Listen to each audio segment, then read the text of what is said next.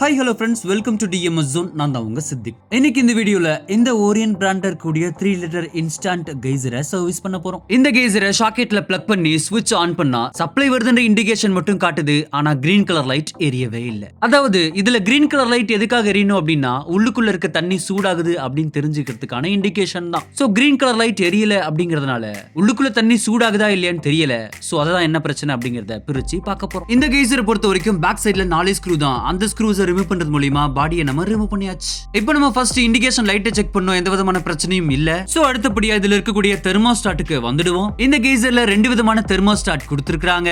அதுல ஒரு thermostat manual thermostat, இன்னொன்னு ஆட்டோமேட்டிக் தெர்மோஸ்டாட். மேனுவல் தெர்மோஸ்டாட்ல நம்ம தான் ட்ரிப் ஆச்சுனா ரீசெட் பண்ணி விடணும். ஆட்டோமேட்டிக் தெர்மோஸ்டாட்ல ஆட்டோமேட்டிக்கா அதுவே ரீசெட் ஆகிக்கும். சோ இப்போ மேனுவல் தெர்மோஸ்டாட்ல இருந்து அவுட்புட் போகுது, ஆனா ஆட்டோமேட்டிக் தெர்மோஸ்டாட்ல இருந்து அவுட்புட் வரல. சோ இப்போ ஆட்டோமேட்டிக் தெர்மோஸ்டாட்டை ரிமூவ் பண்ணி அதுக்கு என்னதான் ஆச்சு அப்படின்னு பார்க்க போறோம். இப்போ இதுல கனெக்ட் ஆகி இருந்த 2 வயர்ஸையும் நம்ம ரிமூவ் பண்ணியாச்சு. தென் தெர்மோஸ்டாட்டையும் அந்த டியூப்ல இருந்து ரிமூவ் பண்ணி எடுத்தாச்சு. இப்போ அதோட டாப் கவர் ஸ்னாப் ஃபிட்ல தான் இருக்கும். சோ ஈஸியா ரிமூவ் பண்ணியாச்சு.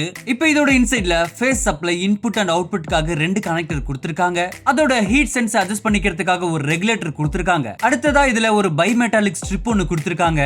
இந்த பை மெட்டாலிக் ஸ்ட்ரிப் தான் சப்ளையை இன்புட் கனெக்டர்ல இருந்து அவுட்புட் கனெக்டருக்கு கடத்தும். இந்த பை மெட்டாலிக் ஸ்ட்ரிப் ஆனது காப்பர் மெட்டீரியலால ஆனது. இது ஹீட்டுக்கு தகுந்தாப்ல தன்னுடைய வடிவத்தை மாத்திக்கும். சோ நம்ம தெர்மோஸ்டாட்ல செட் பண்ணி வச்சிருக்க குறிப்பிட்ட டெம்பரேச்சரை விட அதிகப்படியான டெம்பரேச்சர் ஆகும்போது இந்த ஸ்ட்ரிப் ஆனது எக்ஸ்பேண்ட் ஆகும். சோ அந்த டைம்ல ஆட்டோமேட்டிக்கா கனெக்டிவிட்டியை கட் பண்ணி விட்டுரும். அதனால தான் இதுக்கு பேரு ஆட்டோமேட்டிக் தெர்மோஸ்டாட். இந்த ஒயிட் கலர் நாப அட்ஜஸ்ட் பண்றது மூலமா நம்மளால டெம்பரேச்சர் கண்ட்ரோலை மாத்தி வச்சுக்க முடியும். பட் டிஃபால்ட்டாவே இதுல 55 டிகிரி செல்சியஸ்க்கு செட் பண்ணி வச்சிருக்காங்க. இப்போ இதுல அந்த ஸ்ட்ரிப் ஆனது கீழ இருக்க பிளாஸ்டிக்ல அதிகப்படியான ஹீட் காரணத்தினால போய் ஒட்டிக்கிச்சு. அதனால கண்டினியூட்டி வரல, பிளாஸ்டிக்கும் அதை விடல. சோ இப்போ நம்ம அந்த ஸ்ட்ரிப்பை சரி பண்ணி விட்டுருக்கோம். சப்ளை கொடுத்து ஆன் பண்ணா 2 இண்டிகேஷனும் நமக்கு காட்டுது. சோ இதுல பிரச்சனை என்ன அப்படின்னா அந்த ஸ்ட்ரிங் ஆனது பழைய நிலைமைக்கு மாறல. அதாவது ஹீட் ஆகி எக்ஸ்பேண்ட் ஆகும், மறுபடியும் கூலிங் ஆகும்போது ஆட்டோமேட்டிக்கா பழைய நிலைமைக்கு மாறணும். அப்படி மாறாத காரணத்தினால சப்ளை கிடைக்கல.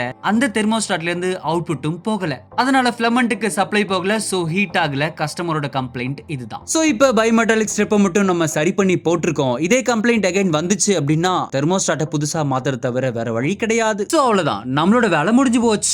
இப்போ ஸ்விட்ச் போட்டு சப்ளை கொடுத்தா கெய்சர்ல 2 இண்டிகேஷனும் காட்டுது. சூப்பரா ஃபங்க்ஷன் ஆகுது, தண்ணியும் சூடாகுது. சோ அவ்வளவுதான் இந்த வீடியோ. இந்த இன்ஃபர்மேஷன் உங்களுக்கு யூஸ்ஃபுல்லா இருக்கும் நம்புறேன். இன்ஃபர்மேஷன் பிடிச்சிருந்தா லைக் பண்ணி ஷேர் பண்ணுங்க, சப்ஸ்கிரைப் பண்ணுங்க, கூட பெல் ஐகானை கிளிக் பண்ணுங்க. நன்றி.